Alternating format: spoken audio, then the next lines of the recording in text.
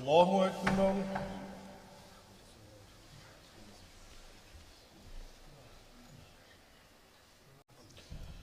الحمد لله رب العالمين الرحمن الرحيم مالك يوم الدين إياك نعبد وإياك نستعين اهدنا الصراط المستقيم صراط الذين أنعمت عليهم غير المغضوب عليهم ولا الضالين.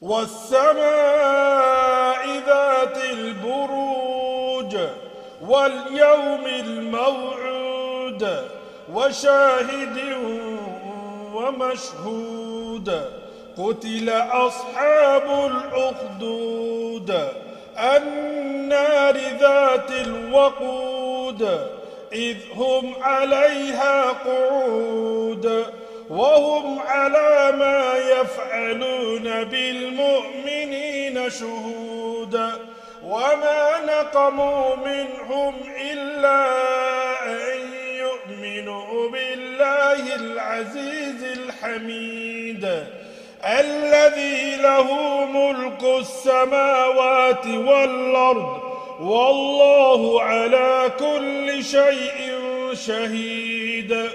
إن الذين فتنوا المؤمنين والمؤمنات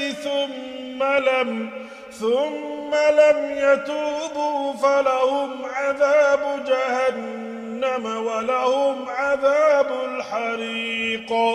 إن الذين آمنوا وعملوا الصالحات لهم جنات تجري من تحتها الأنهار ذلك الفوز الكبير. الله أكبر.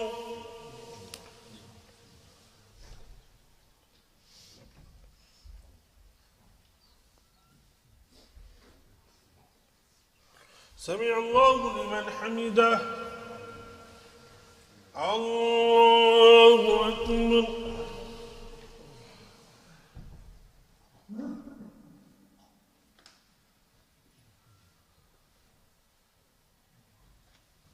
الله أكبر. الله أكبر.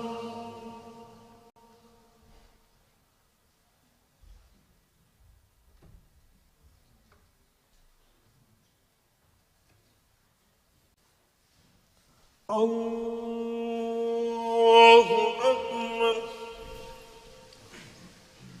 الحمد لله رب العالمين الرحمن الرحيم مالك يوم الدين إياك نعبد وإياك نستعين اهدنا الصراط المستقيم صراط الذين أنعمت عليهم غير المغضوب عليهم ولا الضالين.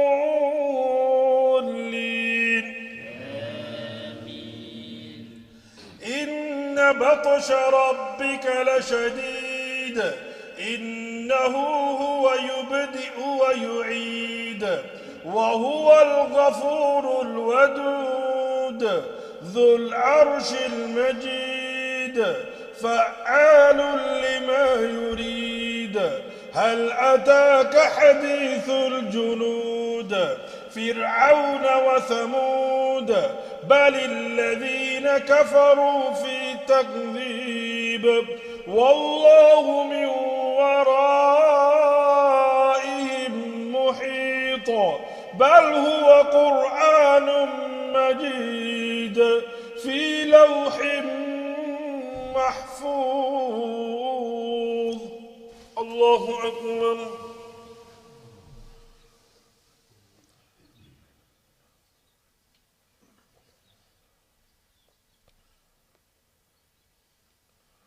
سمع الله لمن حمده.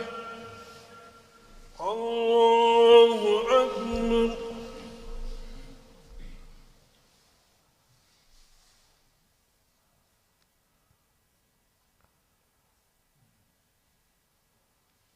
الله أكبر.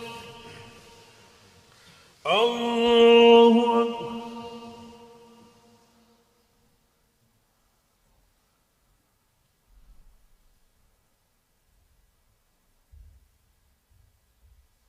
الله أكبر.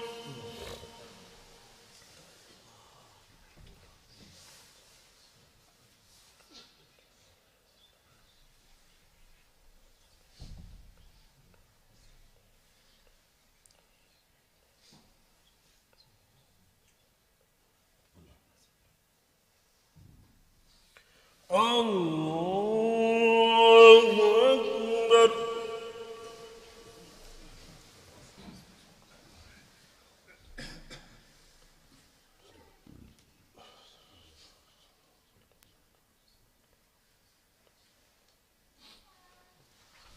الله أكبر.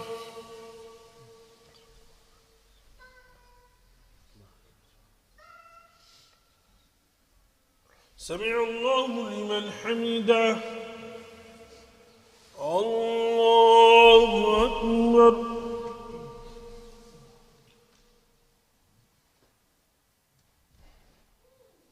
الله أكبر. الله أكبر.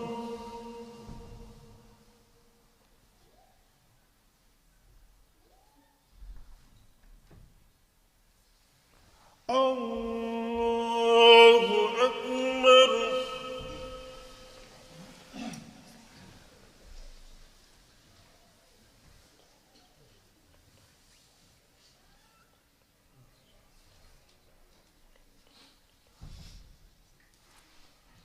الله أكبر.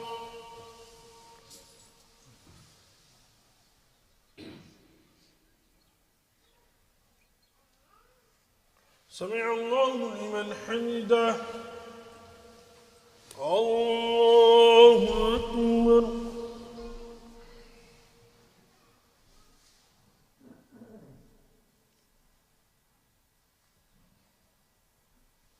الله أكبر.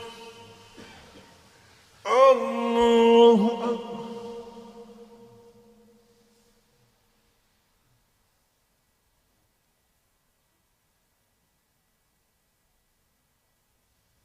الله أكبر.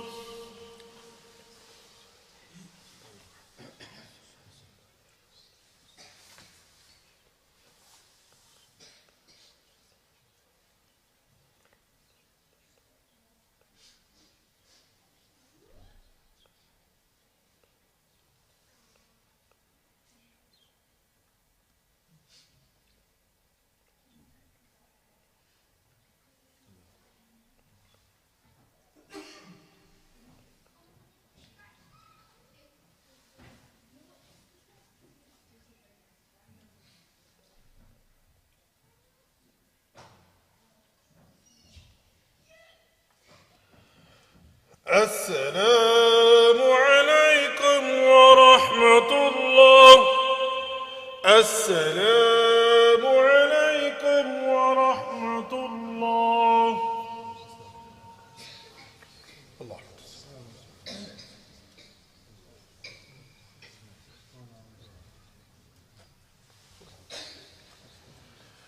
Just as it was announced before, inshallah there's going to be a talk about healthy eating in Ramadan. So all the brothers are requested to please participate, inshallah. Jazakum.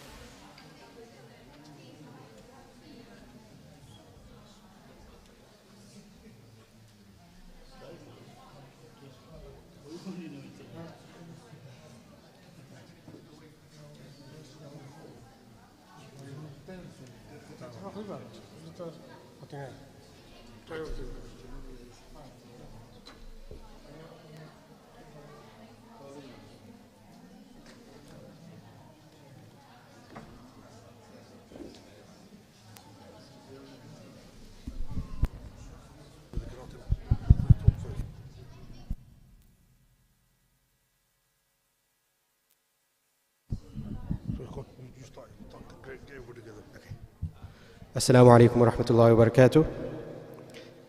Welcome and thank you for coming. Can we all just settle down, inshallah? And it's been requested that the sisters, if they could just quieten down upstairs. So quick housekeeping. If there's an emergency and the fire alarm goes off, please follow the instructions upstairs in terms of fire exits outside the building, and just congregate at the front of the building. I believe that is what the protocol is. There's also a QR code for sisters upstairs. There's a QR code on the TV. That's for Q&A afterwards. So if you just, it's a WhatsApp QR code. If you want to, you can join the group. And when it comes to questions and answers, you can post your questions on that group, and inshallah we'll get some answers for you. So alhamdulillah, another year has passed, and upon us is a month of mercy, where inshallah we will all be devoted in purifying our souls. Although our souls are very important, Allah has, alhamdulillah, blessed us with this amazing vessel, fashioned an amazing body for us, and often we do neglect it. So it goes without saying that in a month where we purify our souls, we could also be purifying our body and creating habits to preserve, protect, and guard our body from dysfunction, allowing optimal function and, in effect, devotion and worship to Allah. In this regard, alhamdulillah, we have invited Mr. Wahib Al-Azani, an orthopedic surgeon working at the Royal Berkshire Hospital. He's also a member of the British Islamic Medical Association. He is an expert in the field of, he's got an interest in healthy living and personal training, for which he is renowned for. He'll be producing or presenting a presentation in association with the British Islamic Medical Association, who are committed in promoting healthcare for the Muslims in the United Kingdom and highlighting the challenges that Muslims face. This talk will provide valuable insights on how to balance fasting with healthy nutrition and exercise, ensuring a happy and healthy Ramadan for all, inshallah. So we're going to first start off with some Quran recitation before we introduce our speaker today, inshallah.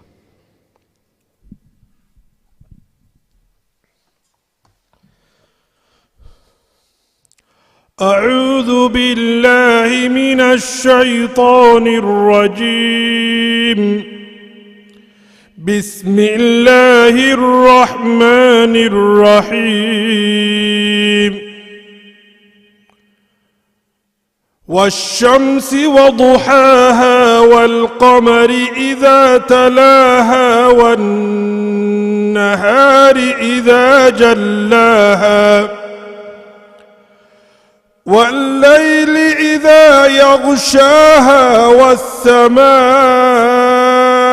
وما بناها والأرض وما طحاها ونفس وما سواها فألهمها فجورها وتقواها قد أفلح من زكاها وقد خاب من دساها كذبت ثمود بطغواها إذ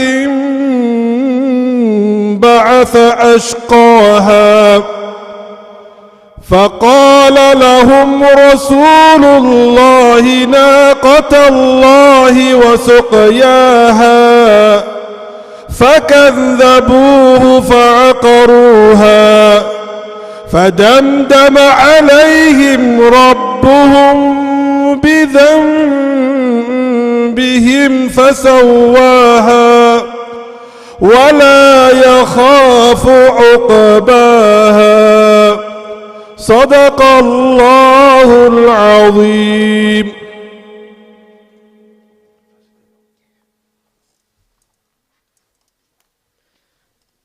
And now we will get our speaker to come and join us and present his presentation, inshallah. Assalamu alaikum wa rahmatullahi wa barakatuh. Jazakallah khair for inviting me and Jazakumullah khair for coming, everyone.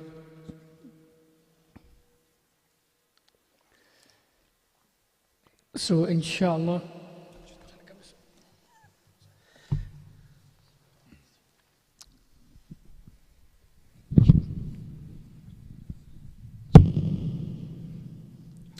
I want to take a lot of your time. Just share the slides again.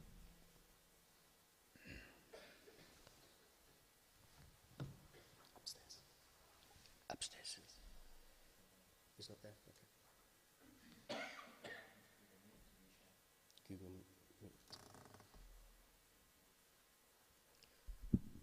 Sorry, just bear with us while we share the presentation upstairs.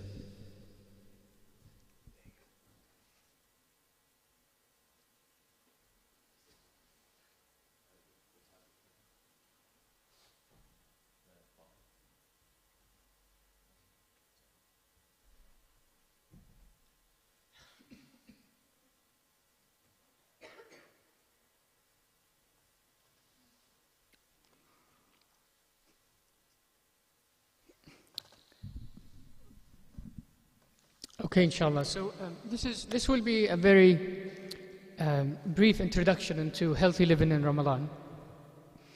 The idea is we spend about 30 to 40 minutes. Feel free to ask questions as we go along. I'm happy for this to be interactive. If I cover anything and you think you want to comment, ask, or have something clarified, feel free to ask. You will benefit, I benefit, everybody else will benefit, also from the sisters upstairs, inshallah. So I'm actually from Cardiff. I recently started working in the Royal Berks Hospital as a trauma and orthopedic specialist. I have a lot of background in fitness and healthy living. I'm actually a personal trainer when I was as well, and my trainer as well. And I work with BIMA. BIMA stands for British Islamic Medical Association. Some of you may have heard this before. It's a very good organization that is an umbrella for all medical healthcare professionals in the UK. It produces guidelines to help us look after Muslims, but also guidelines for non-Muslim doctors to understand what Muslim patients' specifics needs. And also, other part of BIMA is to promote healthy living, so they do these talks like I'm doing today, but also basic life support, cancer screening, and many other initiatives. Inshallah, at the end of this talk, there will be a link to their website. There will also be some contact details for anybody who is interested in finding more information. So what we'll cover today is why a healthy Ramadan, and why healthy in capital letters, and the importance of preparing for success, and then how to get into a mindset of thinking healthy, eating healthy, and moving healthy. We'll also touch on some medical conditions that are commonly affected by fasting. However, we have to be clear from the outset that any general advice we give in this talk may not be applicable to you in case you have medical conditions, because everybody will have a different degree of severity of their medical condition. There might be different treatment, different dosage of drugs. So the advice will not be applicable to you, but it will be a general advice. And we recommend that if you have any specific question regarding your health, is to ask a medical professional who can go through your medication, your medical history, examine you, and give you a tailored advice for yourself. The importance of health in Ramadan. So Ramadan, as for Muslims, it's a period in the year that we celebrate. We look forward to it. We long for Ramadan. We ask Allah subhanahu wa ta'ala to make us among those who live to actually reach Ramadan. Because we know how much reward we will get. We know the blessings we get in Ramadan. We also know of the spirit, the refreshness you get when you fast and when you finish Ramadan and celebration of Eid. So this is the spiritual aspect of Ramadan.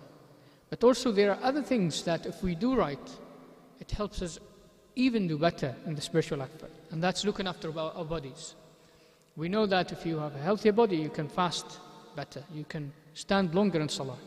You can minimize the effect of fatigue. Fatigue is when you start something that is a stress in your body, whether it's physical activity, fasting or reading Quran, anything. When you do it, you have so much nashat in Arabic, which is like energy.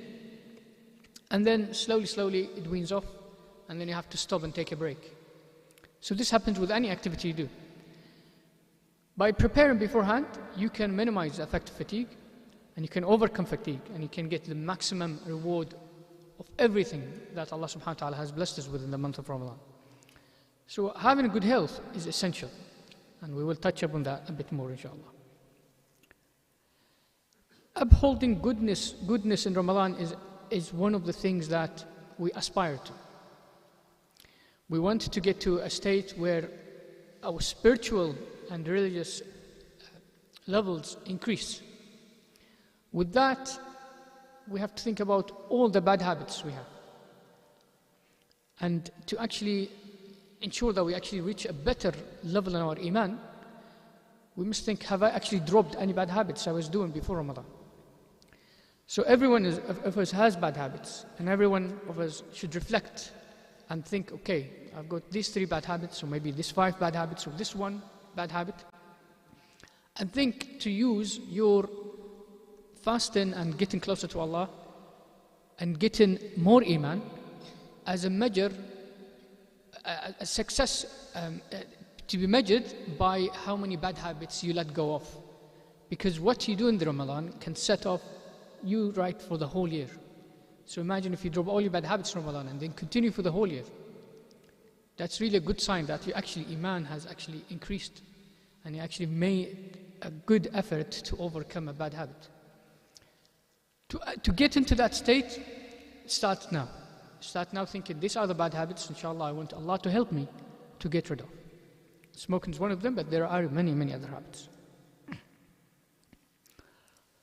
Another very good reason why we should think about health in general, not just in Ramadan, is as Muslims in the UK, we are one of the worst affected ethnic minority group in terms of diabetes, cardiovascular, heart diseases, obesity. When you look at other ethnic minorities, when you look at indigenous British people, we are way worse than them. There are many reasons for it. Some of the reasons is because of deprivation. So some of the Muslims live in the most deprived areas, so they don't have access to those services and activities which meditate for a poor lifestyle. But on the other hand as well is how many of us are aware of living healthily? How many of us, when you go shopping and you walk the aisles in Tesco, as there, you actually make a deliberate decision of what to buy based on health, rather than, okay, this is what my family need and I'm just going to buy it. Not many, unfortunately, but this is changing, Working with communities, speaking to people, the Muslim community is actually improving in this. These are definitely good signs. A lot of people are aware of their health. A lot of people are making better choices when it comes to their health and their families. You know that children from South Asian Muslim communities are 3 times as likely to be obese. 3 times. So we can't blame the children because Children are eating what their parents provide for them. So we have to look after ourselves so that we can look after our children.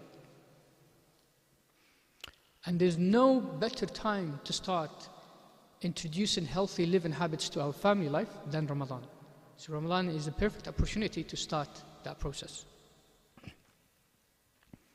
Because the Muslim community has more medical conditions, we have a lot more people who need medicines, who have surgical procedures. As a result, this affects how you fast and if you can fast or not. So you can see that poor health directly or indirectly will affect whether you can fast or not. So really we need to go back a few steps and make sure we have the best health possible. So when it comes to fasting, we don't have anything to hinder our fasting, inshallah. And alhamdulillah, we fast for the sake of Allah subhanahu wa ta'ala. All of us here, none of us will say, I fast because I want to lose weight. No. We all fast because Allah subhanahu wa ta'ala is a command, it's a pillar of Islam. And we fast longing for the reward from Allah subhanahu wa ta'ala. We don't expect anything from anyone except Allah subhanahu wa ta'ala. And fasting is one of those worships where only Allah knows whether we actually fast or not. Because, anybody can hide behind doors and eat, but Allah is watching. But we happily go through that struggle of fasting because we love to meet Allah subhanahu wa ta'ala and be amongst those who are the fastest.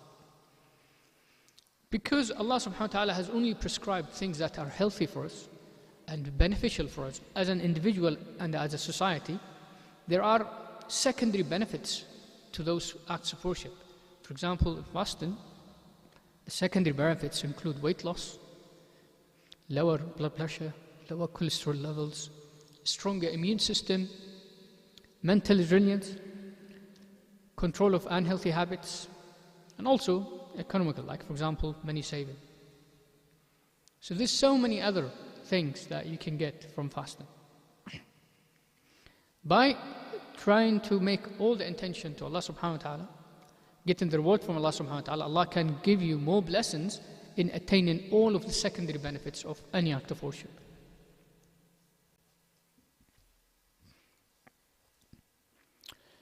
Now, alhamdulillah, we have about a week to start Ramadan. Planning now is how we can get the maximum out of Ramadan. Most of us, Ramadan starts day one, we start fasting day one, and then we just, go by day until Ramadan finishes, and then that's it. Year comes, a year goes. However, if you prepare beforehand and have targets and say, okay, these are the things that I can do this Ramadan to make it a different Ramadan, make it a better Ramadan. That's already half of success. Being able to recognize you can actually achieve better than just day by day fasting gives you the power subconsciously to actually achieve better targets. We all know if Allah subhanahu wa ta'ala grant us health, we may be alive in 5 years' time.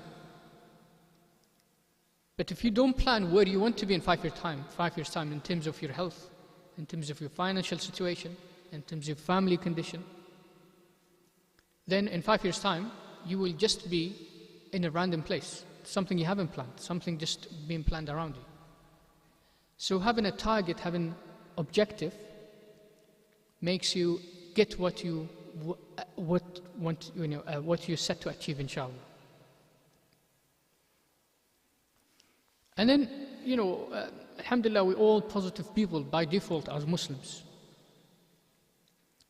We want to attain taqwa from fasting. We want to multiply and gain many, many hasanats during Ramadan. And we also want to perfect our remembrance of Allah by doing more dhikr.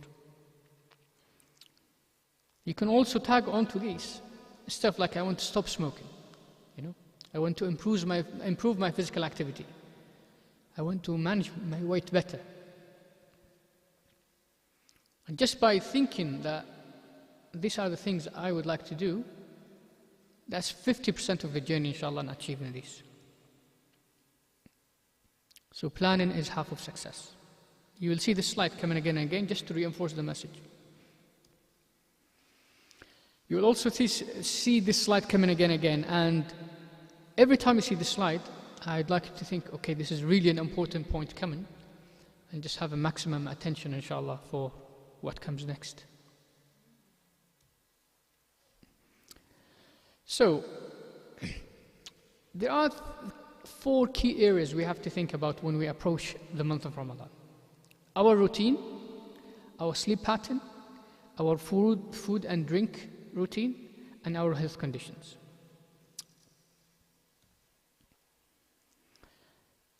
Each one of those needs a different type of preparation. So when you prepare for something, you need to understand the baseline, so understand where I am at now, and then see if you are happy with that or if you want to make it better.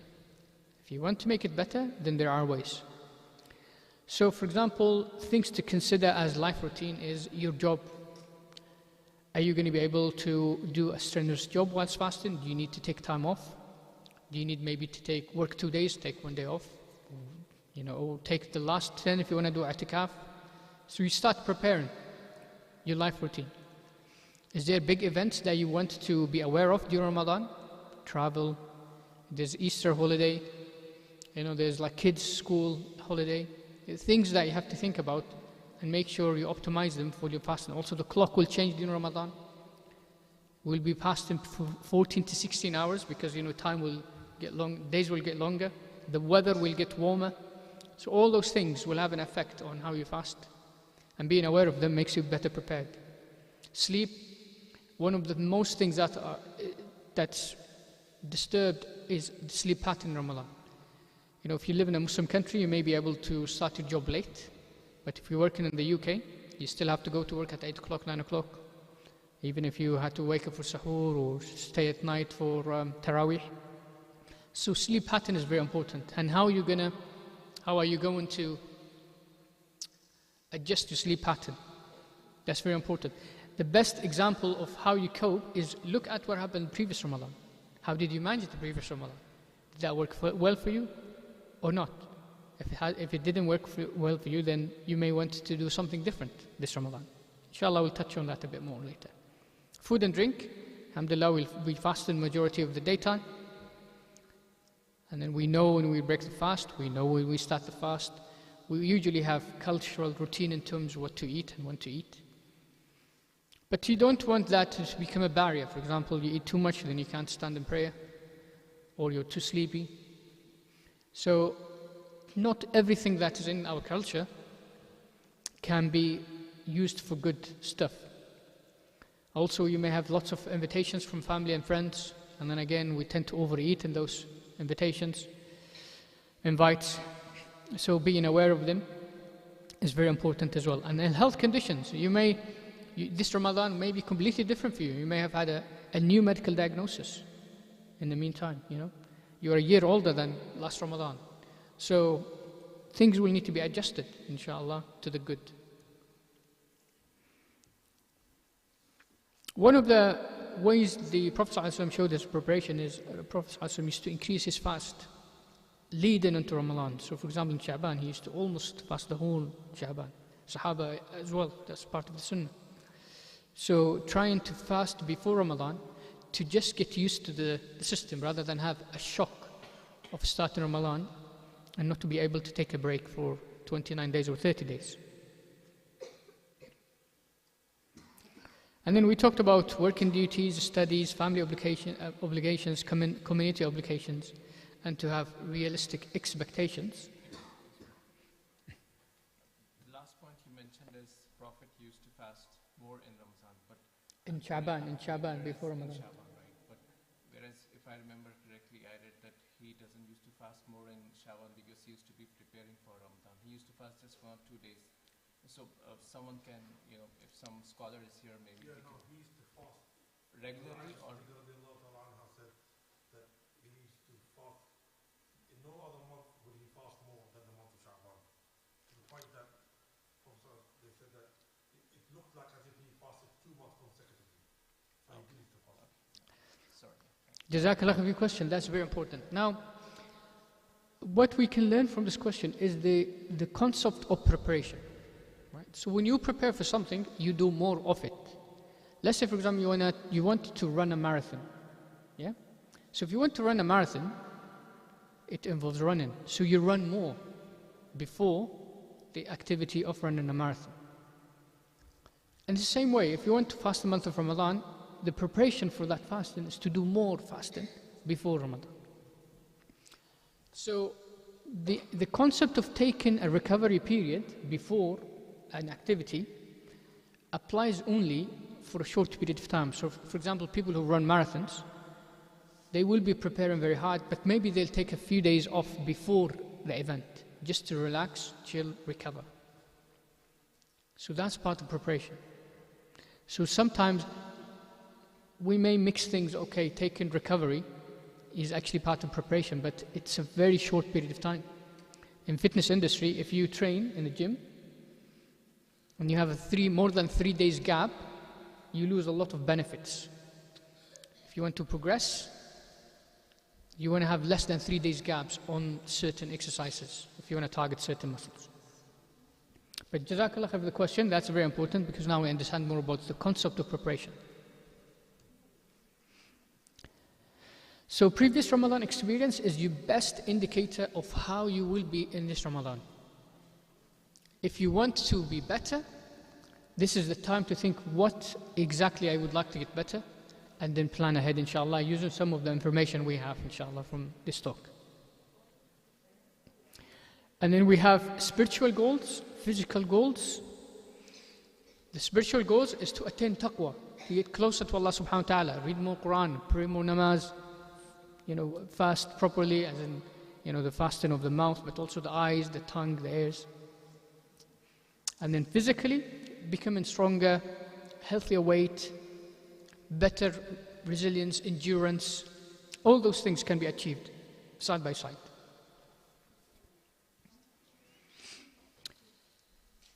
We see a lot of trend. You probably see this in yourself. Beginning from Ramadan, you're very active, you have a lot of energy. And then by the end, you're really tired. And also in Salat al-Tarawih, for example, beginning from Ramadan, the mosque may be full. And then by the middle of Ramadan, maybe half empty. And then towards the end, a lot of people start coming back. And what we describe this as fatigue. So people are very energetic to start with. And then towards the middle, they're really tired. They take a break. And then towards the end, they try to boost their energy to get Laylatul Qadr, for example, maximize their chance of getting more reward.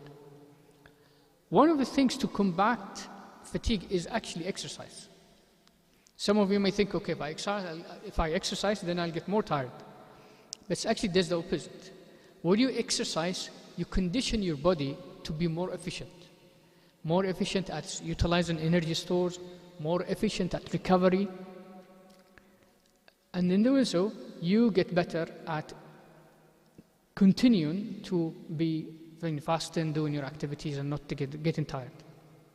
Getting tired is really bad in Ramadan, because if you get tired, you read less Quran, you pray less namaz, you probably do less physical activity, you may be more grumpy with your family and friends. So you don't want to be in that state. You want to be active, energetic, you want to be able to contribute to your family, to your society, to the community around you, and leave a positive impact everywhere you go. And that requires good levels of energy reserve. And then part of being prepared is thinking about what type of food you will be eating. Right? Make sure it's not the same thing again and again and again. Not just because of the taste, but also the combination of nutrients you're getting from your food. To be varied is very essential for a healthy body and good for your immune system. Your sleep pattern. One of the good things we can think about is power naps. When you, for example, sleep during the daytime for an hour or two, so that you are refreshed later on. And then there are ways to maximize the best way to sleep, and then we will touch upon that later. Switching off. There will be a time where you need to have time alone from family, friends, invites, big events, just to relax, meditate, think about yourself, think about Allah subhanahu wa ta'ala, think about how you progressing through Ramadan. So switching off and just having time alone is very important as well. And then we talk about the salah, the wudu, and then staying hydrated during the eating hours. So when it comes to sleep, this is one of the things we struggle, especially if you're working during the day. So the little sleep you want, you get, you want to have the most quality of that. And that comes from having less distractions, like using your phone, using your tablet before you go to bed, having better lighting in your room, dimmed lighting in your room, having the sleeping environment, an environment where it's just for sleeping, not a place where you actually study or a place where you actually eat. Also helps you get into a better sleep. And also minimizing caffeine intake. So a lot of us who drink a lot of coffee and tea and stimulant drinks will struggle during Ramadan because of the gap of fasting between sunrise and sunset. The mistake is when you break the fast, you drink a lot of stimulants, but then that has a knock-on effect on you sleeping later on. So it's something very important to start weaning off now. For Ramadan, start weaning off stimulant drinks. Any drink that has caffeine or stimulant.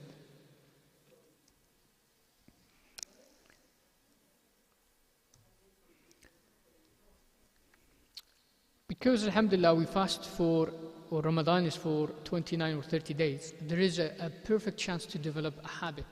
A habit is something you do repetitively. And then when you get into a habit, it becomes easy to implement. So, like we said, you have bad habits, you want to get rid of them.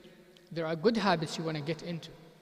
And the good habits, maybe sleeping better, maybe drinking more water, maybe eating better food, exercising. So like in the back of your mind, you think, okay, a couple of bad habits I want to get rid of this Ramadan. A couple of good habits I want to gain, inshallah, in Ramadan. It's an opportunity because you will be doing the same thing again and again for a month. It's highly likely if you sustain that, you will be able to sustain it the whole year, inshallah. And we know small gains come slowly. Big gains come slowly. And that's when we go to the implementation of change and the power of tiny gains. So you want small things that are done every day that in a couple of years will completely transform your health. People don't get diabetes between day and night. It's usually the poor lifestyle of many, many years. And it's the same thing if somebody has diabetes and they want to slow down the process of side effects of diabetes, then they have to start small things that they have to do every day for a long, long, long time. If you have a goal, it's good to share it with your friends and family. For example, if you want to quit smoking, say, okay, my family or my friends, inshallah, I intend to quit smoking this Ramadan. Well, if inshallah, this is assuming you have good friends and encouraging family, every time you cave down and you are at your weakest, they will remind you, oh look, you said you're going to quit Ramadan. So there will be a positive reminder for you to actually avoid the habit that you would like to have it. Similarly, if there's a habit that you want to pick up, and you say, okay, this Ramadan, I'm aiming to exercise 3 times a week. They will remind you, they say, oh, you said you're going to exercise 3 times a week. Have you exercised this week? So there's a little bit of accountability and encouragement, which makes a difference when you have those low moments. And everybody will have low moments when you go through a change. I think it's not a short-term fix, it's something you want for the long term and something you want to continue after Ramadan, inshallah. Again, this is the slide which says everything. After this is really important and I need to focus. But before I move to the next, any questions? Any questions about what we discussed so far? Yes, please.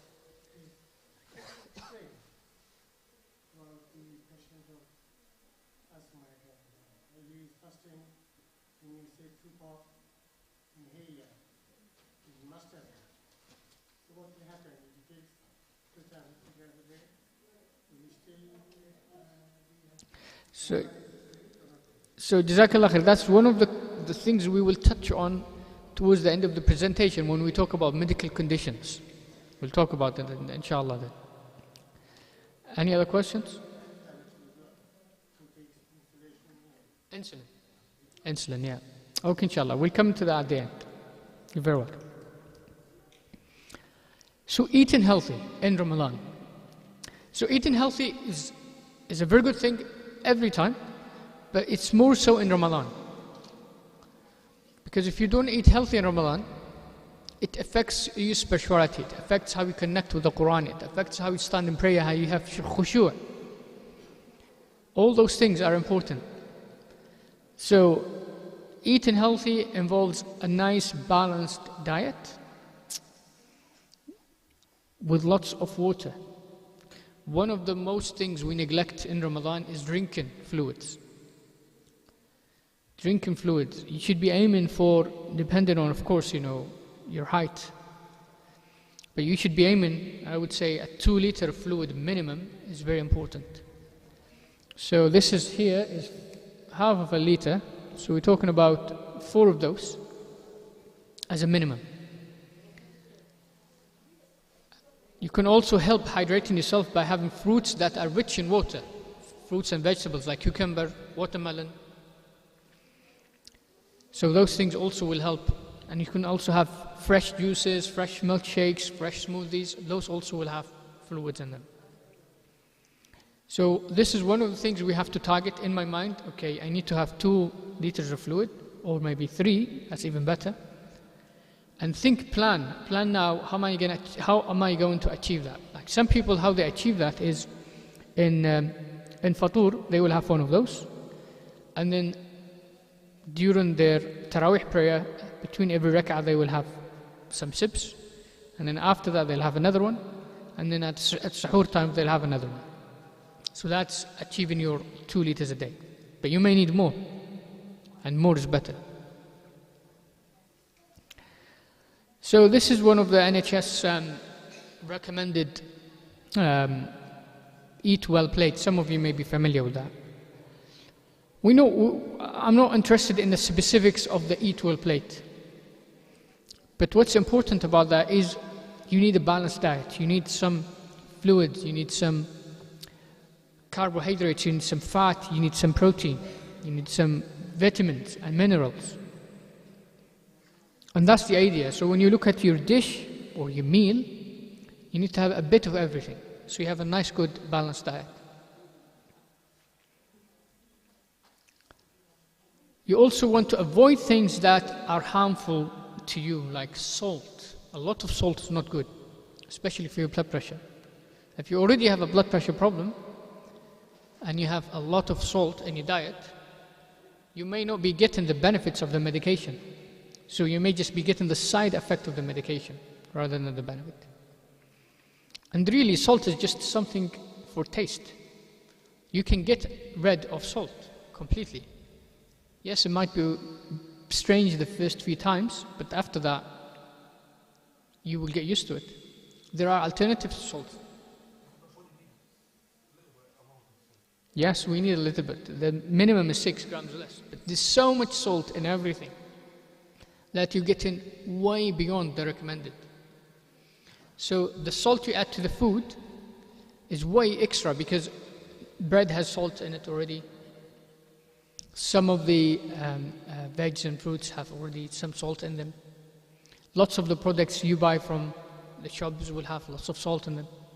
So salt is everywhere.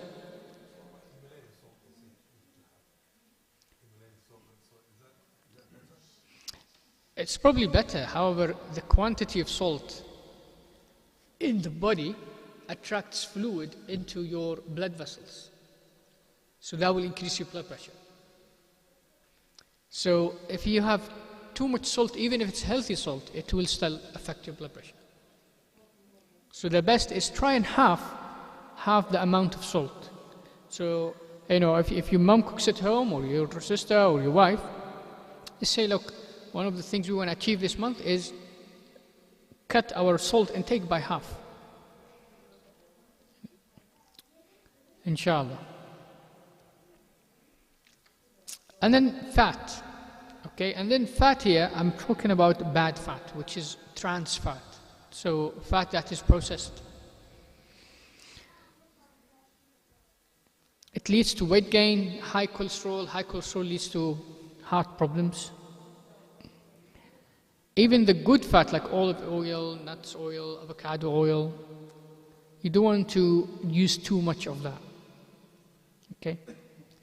The fat that you get from the market where it's for cooking, yeah? So the fat that is for cooking, that's modified to allow the fat, that oil, not to burn when you cook. So it raises its boiling temperature. The manufacturers to actually make it become like that, they introduce more chains into it to make it stable. That is very unhealthy for us, very unhealthy. So you want to minimize that the most. It's called trans fat. When you read the label, it will tell you it's trans fat. And then think about what else you eat that has fat in it. For example, meat has fat in it, milk has fat in it. So before you know, there's so much fat coming from lots of directions. So minimize as much as you can. I'm not talking about having fat-free food or half fat, because again, it's a lot of people think that's healthy, but actually it's not healthy, because those things, if you have a milk which is semi-skimmed, they put other stuff to make it taste better, you see, sweeteners and things that have side effects. So it's best to cut down on fat in general, rather than feel, okay, I'm taking fat-free, I can just indulge. I have, full milk, full fat milk, yeah. But then I reduce my fat intake. For example, cooking oil is less or minimal, Fried food, air fried instead of, oil fried. So you cut down on other fronts. So when it comes to milk, you can enjoy drinking full fat.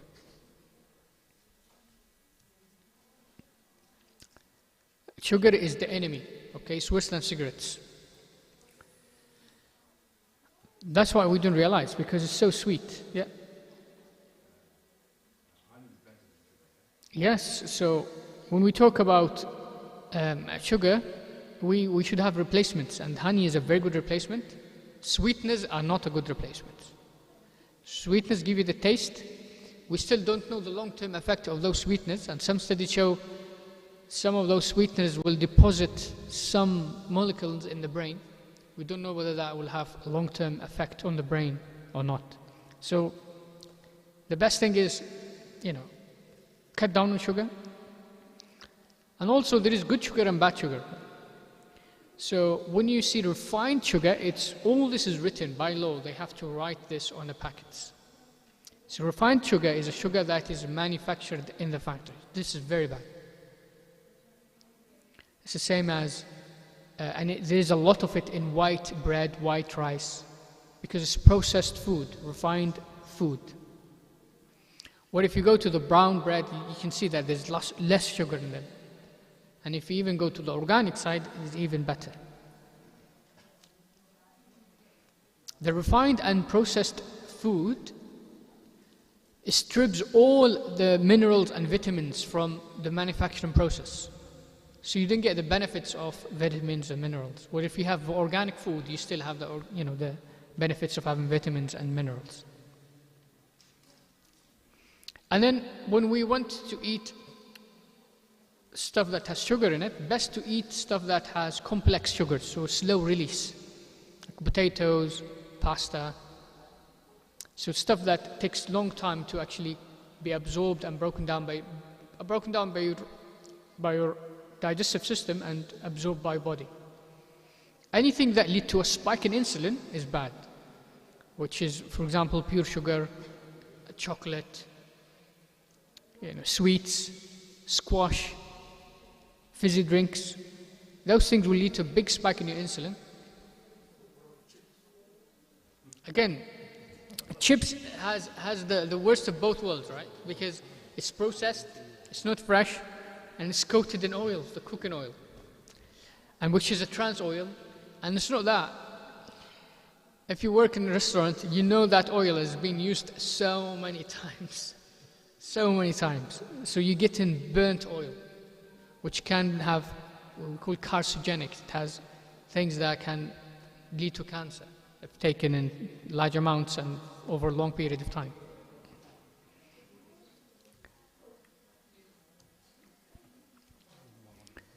Meat. So we have, alhamdulillah, privilege that we have access to meat. Our ancestors used to have to go and hunt and find meat, where we can have meat everywhere. Generally, a lot of meat in the diet is not good. So it's nice to have a meat-free days in the week, and it's nice to have fish days in the week. So meat every day is not recommended. There's so many health consequences, especially for the heart.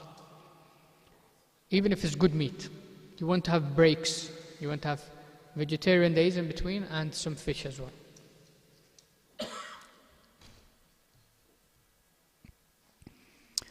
Oral health is very important. So brushing teeth. The beauty of Islam is everything is there, you know. The Prophet ﷺ was sunnah, highly recommended sunnah is to use the miswak. Time of wudu, time of salah. There's so many benefits for good oral health. There was a recent study looking at heart disease, and they found oral health contributes up to 25% of heart conditions. You know, where is the link that's between your mouth and your heart? SubhanAllah, it's a miracle. We still discover new things about the benefits of good oral hygiene.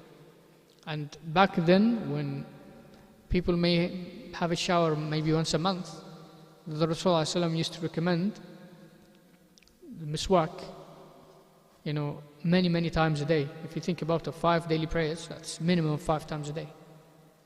Minimum, but again, the Sahaba used to do it even more. You can use the miswak, you can use the traditional, toothbrushes, as long as you definitely make an intention and an effort and a time to actually brush your teeth and your tongue. You'll get benefits. But also you may combat the issues of bad breath as well. So that's for eating healthy. Any questions about eating healthy?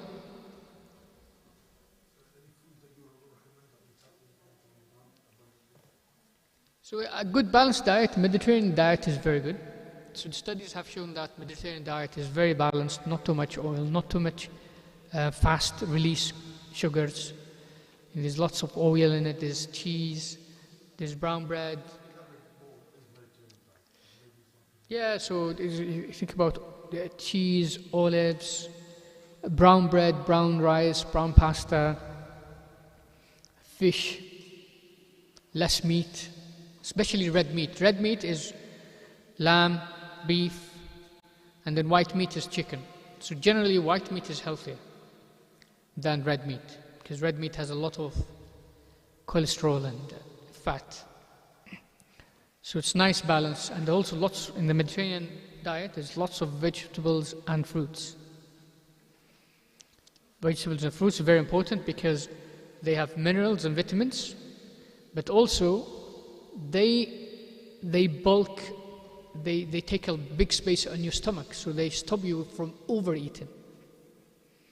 So there's so many benefits to eating vegetables and fruits.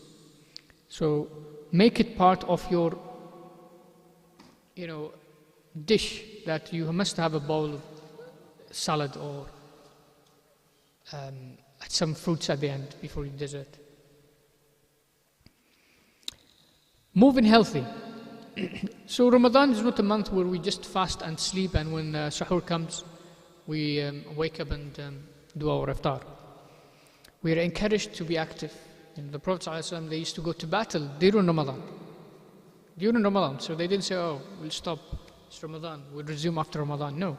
So Ramadan for them was just normal month, full physical activity, no adjustment. And the only way you can do that is by being active before Ramadan. You're used to being active. So things you can do to keep active in Ramadan is walk into the masjid. Instead of driving, you walk.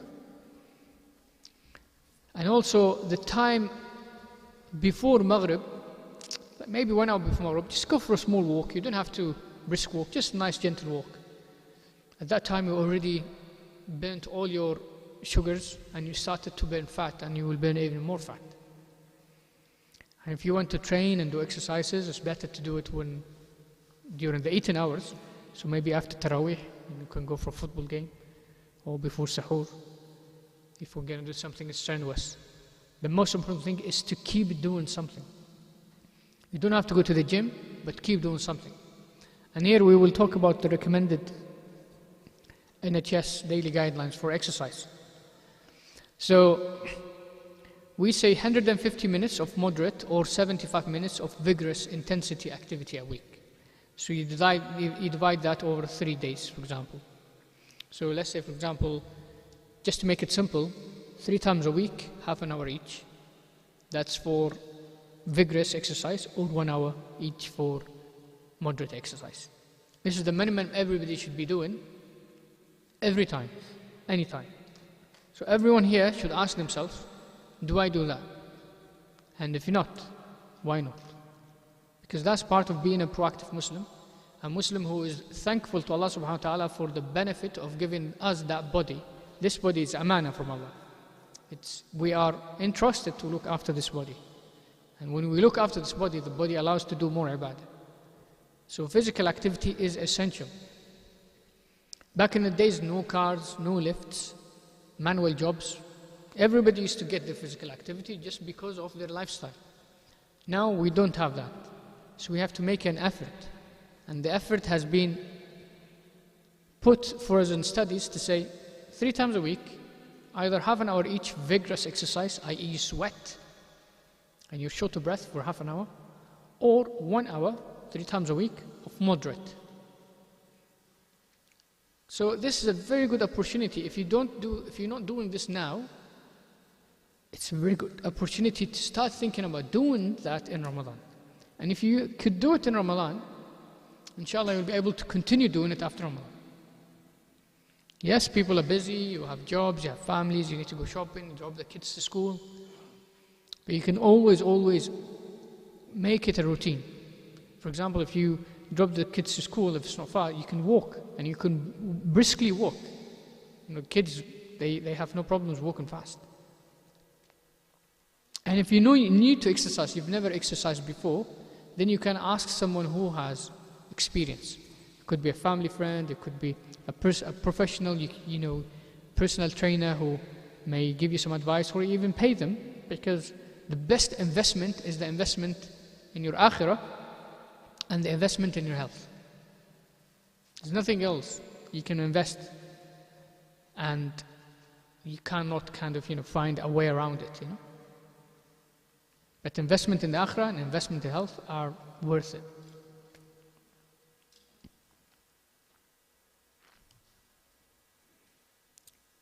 So light exercise before sahur, walk into the masjid. Salah in itself is an exercise if you do it properly. So if you stand in salah and you stand good posture, that's a good. But if you do that, then you are straining your back.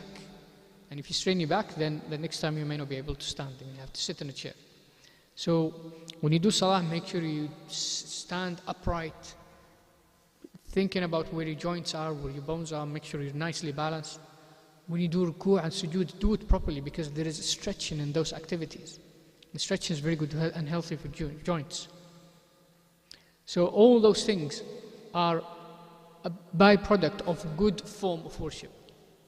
And if you think about our bodies, the healthier we are, the more or the longer we can worship Allah subhanahu wa ta'ala in the best form. Breathing exercises, light jogging or stretching after Taraweeh. So one of the things we neglect as Muslims is really stretching. Stretching is very, very important, and we don't do it a lot. So after Taraweeh, you can just do some simple stretches. I just have a 10-minute routine, and then maybe increase it to 15 minutes. Your body is nice and warm, you've just been standing for hours in Taraweeh. And do just gentle exercises to stretch your legs, stretch your arms, stretch your back. With time, you will become more flexible, and your body will tell you if you don't stretch. If you don't stretch for a few days, your body will tell you. because you got into that habit. Any questions about exercise in Ramadan?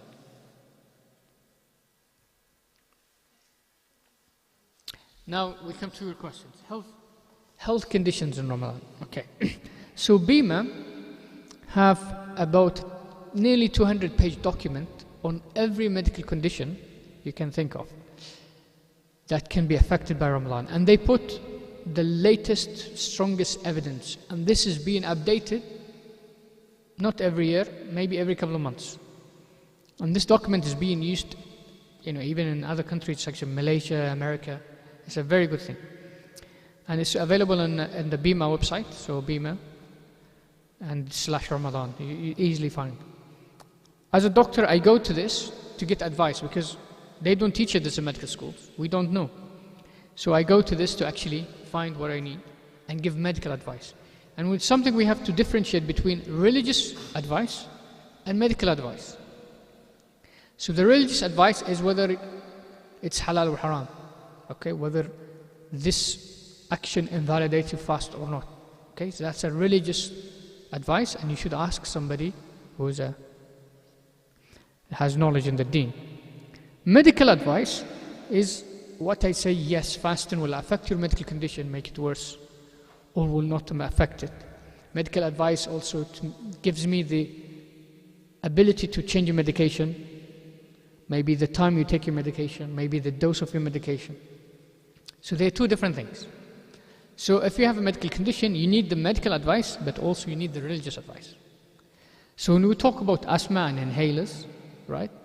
So as a medical advice, I will need to know how severe do you have to have this inhaler every 2 hours. Can you go 16 hours without having the inhaler?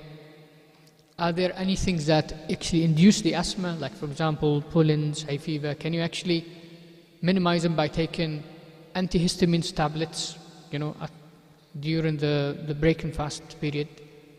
So I look at that and give you advice. But no, if you have to have the inhalers and you want to know whether that invalidates the Sawm or not, it's best to ask an imam, because the imam then will tell you yes, or based on your school of thought, madhab, this is the opinion. So medical conditions that arise because of fasting, okay, or during fasting, is you can become, you can catch a flu, you can catch COVID, you can catch any medical condition. You can have gastroenteritis, stomach bug, food poisoning. So when you get those conditions, they normally self-limiting, i.e. they come and go. They come, you're ill for a couple of days, and then you recover, alhamdulillah, and then you go back to normal life. So we know it can be mild, and you can still go to work, you can still have normal life, you can still fast. And we know sometimes it's very severe that you actually have to break your fast to actually drink water, have medication. So this will vary from individual to individual. Then other conditions like heartburn and reflux, this usually increase in Ramadan, and it's usually because too much bad oil in food and too much food as well. So this can be minimized. So if you're someone who suffers from indigestion and heartburn beforehand, be wary that you want to avoid overeating, you want to avoid too much oily food, you want to avoid acidic type drinks like fizzy drinks, carbonated drinks, lots of lemon, and stuff that is acid, because that will worsen your heartburn in Ramadan. It can be so bad that you can get an ulcer, and then it can be so serious that people can bleed from ulcers. Headaches. The commonest reason why we get headaches while fasting is dehydration, not enough fluids. So it's very important to prevent that by drinking a lot of fluid when you are able to drink fluids. The other reason is caffeine. Okay, if you used to drink coffee, tea, stimulants, suddenly you're not drinking any of this, you will get headaches. It's what we call the withdrawal symptoms. You get headaches, you may get shaky. So it's very important to start now reducing, especially if you have a lot of coffee in your day. Constipation. Again, dehydration can lead to constipation. Lack of fiber can lead to constipation, and fiber can come from vegetable, fruits, brown stuff, those are rich in fibers. Dehydration can lead to kidney stones. And kidney stones is a very painful condition. If you think about it, you need a lot of water to flush your kidneys, to stop small stones forming in the kidney. If you don't drink enough fluids, then your kidneys will not be flushed. Those little stones will become bigger and bigger and bigger until they block the kidney, and this is when you get pain. And usually you judge whether you're dehydrated or not by the color of your urine. If your urine is dark yellow, you know you're dehydrated. You know you're going to get kidney stones, it's just a matter of time. What you aim is you get light yellow or even clear. Okay? So it's important to listen to your body. Allah subhanahu wa ta'ala has given us signs, right, to see and listen. Okay, so look at the color of your urine. Are you constipated or not? All those are, the body is trying to tell you, I need more fluids, I need better diet. So listen to those things, inshallah. And then hay fever, this happens because it's Ramadan usually, sometimes falls into a season where there's lots of pollens, flowers and things that maybe lead to hay fever, and the things you can prevent having hay fever symptoms is taking antihistamines. And it's recommended you take antihistamines before Ramadan by a week, start taking them regularly. So by the time Ramadan starts, you already have so much reserve, so you don't have to actually play catch up with your symptoms. And then special advice for medical conditions like diabetes, someone who's had a recent heart attack or stroke, someone who has kidney disease or glands disease, epilepsy, long COVID, severe mental illness, and so many other conditions. We call them chronic conditions. So if it's something you already have and stable, it hasn't changed, then think, how did you manage it last Ramadan? If it worked for you then, so inshallah, most likely it will work for you this time. But if it didn't work for you then think about, okay, I need to prepare, I need to ask my doctor, I need to go and seek advice. Remember, in Islam, we are not recommended to harm our bodies, right? So if you have a medical condition and fasting will make it worse, you may be committing sin, right? You may be committing sin. So you need to be careful that you're not getting worse. Because the body is amana. It's an amana and you have to look after it, because the more you look after your body, the more worship you can do later on. So if it's a new condition or unstable condition, you have to ask your GP. And the time to do it is now. A week before Ramadan, 2 weeks before Ramadan, a month before Ramadan. You say, I have this medical condition, I will be fasting this amount of hours for a month. Do I need to adjust my medication? Can I fast? Can I not fast? If your GP is a Muslim, mostly likely he will be aware of BIMA organization, and he may be aware of the resources in BIMA website, and he will give you the latest, strongest evidence, advice. If your GP is not aware of that, you can point them to that. You can say, look, there is a BIMA organization, and they have a section about Ramadan. Can you please have a look and let me know what you think? And a lot of people will appreciate it. This is why Islam in our Sharia school, they say to ask a tabib al-hadir, a Muslim.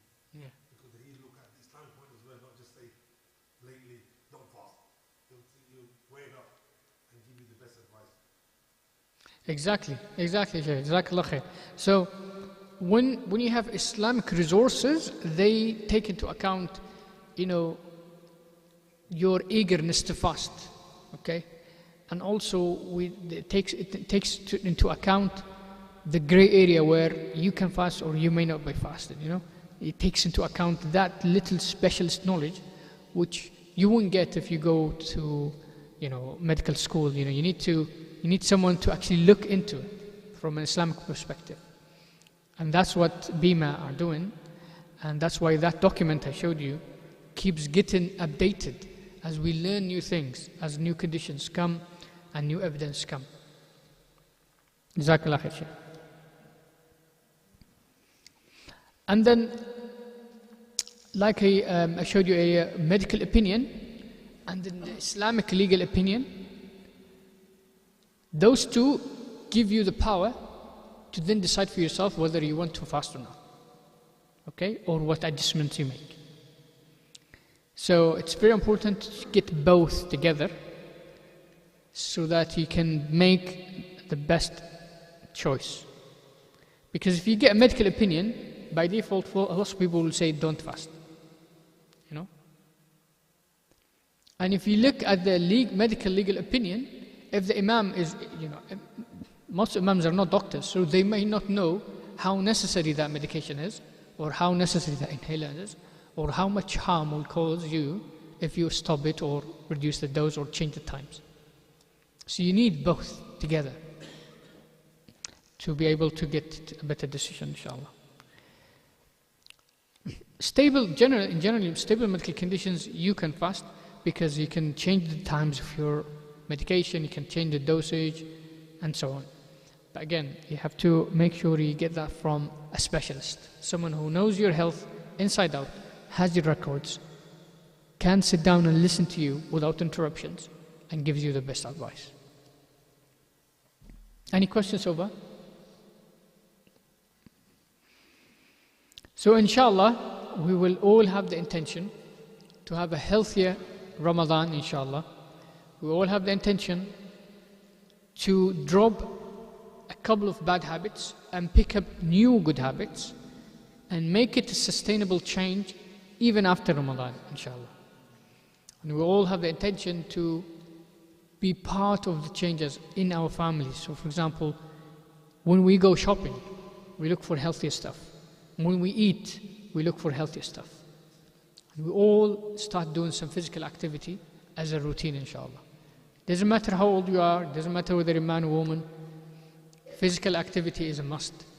And physical activity can be tailored to your physical activity level, your age, your medical conditions. You just need to ask the right people, inshallah. Right, Jazakumullah khair for listening. This is the website for BIMA and the resources where you can find more stuff and more evidence and latest literature. Feel free to ask questions. We may have a WhatsApp group Q&A as well. Yeah. Thank you very much for your nice presentation.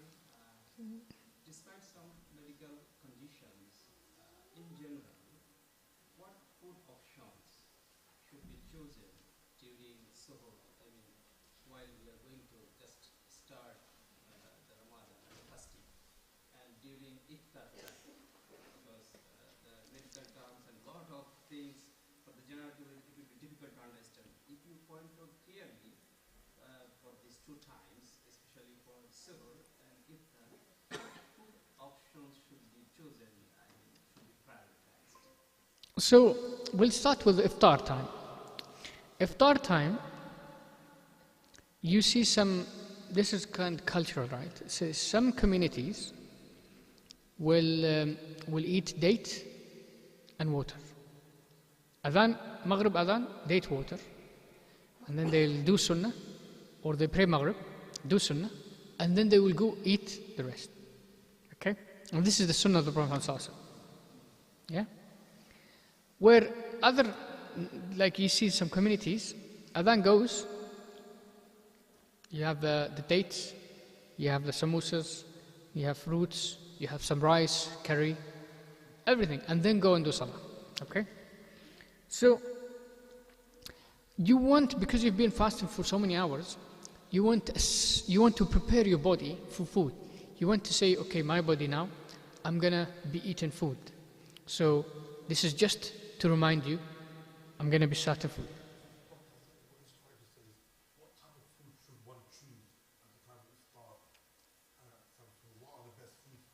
Yeah, so Jazakallah khair for bringing it back to the question. When we talk about the type of food at iftar, it is something light. Something light. That's it. So this starts getting the body conditioned to secrete all the enzymes needed for the bigger meal later on. Alright? So, and that's something is usually sugary, like dates, and complex sugar, right? Dates is complex. It's not like a chocolate, because you can feel sick if you eat chocolate on an empty stomach and you've been fasting for a long time. You can feel sick, but if you eat dates, it's nice. And then hydrate because you dehydrate. Okay, so that's for iftar. For suhoor, you want that meal to stay in your stomach for as long as possible. Yeah? So you want something we call complex carbohydrates. So you want something like potatoes, something like, rich in bread, rich in rice, rich in, rich food that has slow release over time. So carbohydrate and protein takes the longest. Sorry, so with examples, we have, for example, so I come from Yemen, so it's an Arabic tradition. So we have something called masoob, where we have bread, thick bread, that is mixed with bananas or dates. Okay? And then some specific type of oil on top. So that's a meal that is very filling and stays there for a long time. And then other countries like Egypt, for example, they will have fool, right? Fool. So it's like, kidney beans and things like that. Hummus, lentils, stuff which is rich and also stays a long time for your body to break it down. So it slows release over time. People like to have mango with rice and milk. Is that a good thing, or should that stop? Yeah. I think in terms of guys, kisuri at iftar time is good because it's got lentils in it, it's got rice in it, it's got a bit of fat in it, it's got a little bit of salt in it. Iftar time, I think if you have it with glutinous rice, maybe okay, but as has been said, a meal heavy in protein and slow release. If you can switch to sweet potatoes or brown bread, that's good. One thing about rice, white rice is worse than sugar. Okay? So white rice, this is what we call refined sugar. Yeah, so white rice is not good.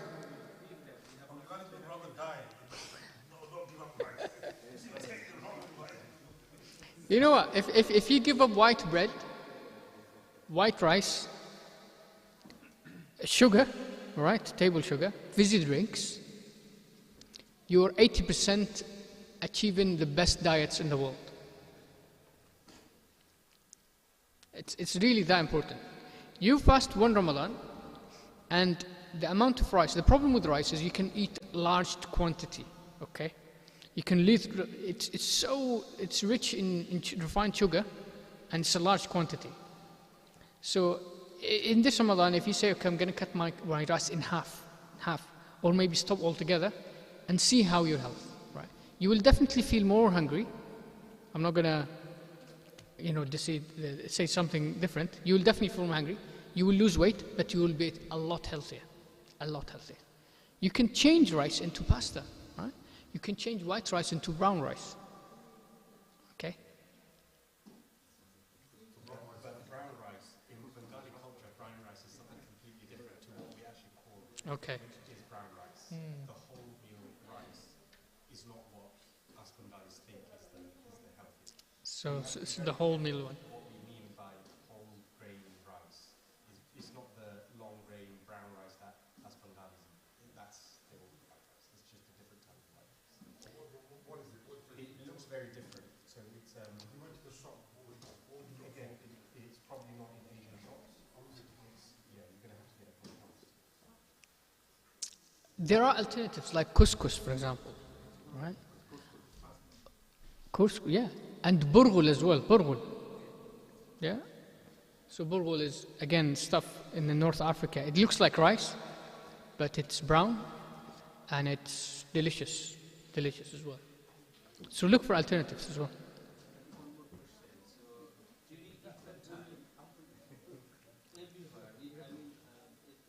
Most places we use ruabza, one preparation which we enjoy drinking, ruabza drinking. So, ruabza. So does it,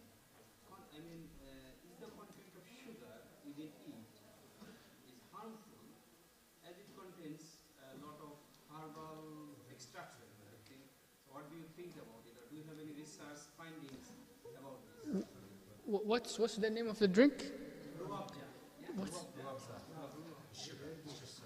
sugar? That's just sugar. If it's just sugar, it's bad. That's a syrup. So it's a syrup with a little bit of rose in it. But no, probably nothing herbal in it. But it is written that it contains a lot of herbal. I think the sugar content will out completely strip the herbal. Do you know sometimes, right? If I give you sugar, right? If I give you the sugar, white sugar, and I give you a spoon, and I say, with a spoon, take 30 spoons, right? Could you do that? No, you will feel sick. A fizzy drink or a squash drink that you'll enjoy drinking will have easily 30 spoonfuls of sugars. But you don't get sick because it's refined. You know? So sugar is very dangerous. So my advice is never buy sugar.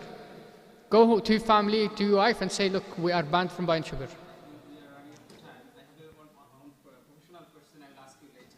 No problem. No problem, Saeed. Assalamu alaikum, sisters. Do you have any questions? If you do, please just put it into the WhatsApp group and we'll address it, inshallah. In the meantime, I have a question. Yeah. So in regards to fluid intake, this is probably relevant for the older uncles here, that having 2 liters, especially in Ramadan, is going to cause problems. Them having to wake up at night, and even as a young person, I can find myself waking up 5-6 times a night, which will disrupt my sleep. Any advice about how we can drink this water, or how we can consume this quantity of fluids? So that's a very good question. Jazakallah khair for asking this question. One of the things that actually make you go to pass water more is caffeine. So drinking coffee will make you pass more water. So we cut down on that.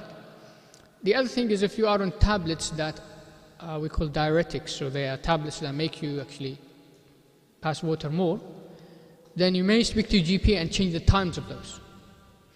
And then the other thing is you listen to your body. You look at the color of your urine, and if it's so clear, that means you may be drinking too much water. Cut down a little. Cut down a little. So you just drink the right amount to make your urine look light yellow. You may be in a situation where you minimize caffeine, you've adjusted your medication, your urine is the right color, but you still go in more often, okay? That's a situation which, if it happens, then you may change the times of your drinking water. For example, before you sleep, if you are going to sleep after sahur, then you do most of your water drinking before. And you go to pass water before you go to sleep, even if though you don't feel you have a full bladder, just so that you don't get disturbed from sleeping. So you empty bladder before it gets even full. And subhanAllah, with time, you may find the right balance. You may find the right balance, inshallah. So we have a question from the sisters.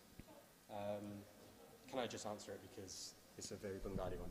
So the question is having salty kusuri okay to consume with dali bora? I think that's a bad combination. That is a bad combination. Any other questions, please pass down. The other question was, eating dates, does that, a lot of dates, does that cause you to urinate more? I'm not aware, sorry. I'm not aware if you eat more dates, it causes urination. Dates is usually has some fluid in it, but not a lot of fluid, like for example watermelon. So eating a lot of dates, unless you have issues with diabetes, and you have a lot of sugars built in your system, so there might be an issue with that. But normally, no.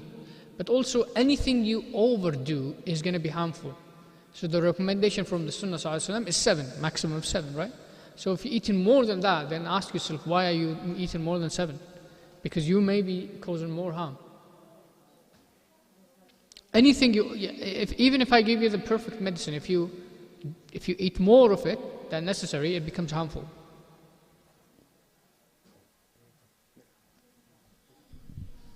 Jazakallah. If there's no other questions, then we'll conclude there. Jazakallah for your insightful and thorough presentation. The speaker's also around, so if you want to ask any questions personally, you can come and ask him. And there's some refreshments that have been provided by the committee, the management, please help yourself to them. And ladies upstairs, we do apologize for the TV going off and the technical issues. And please forgive our shortcomings. Jazakallah.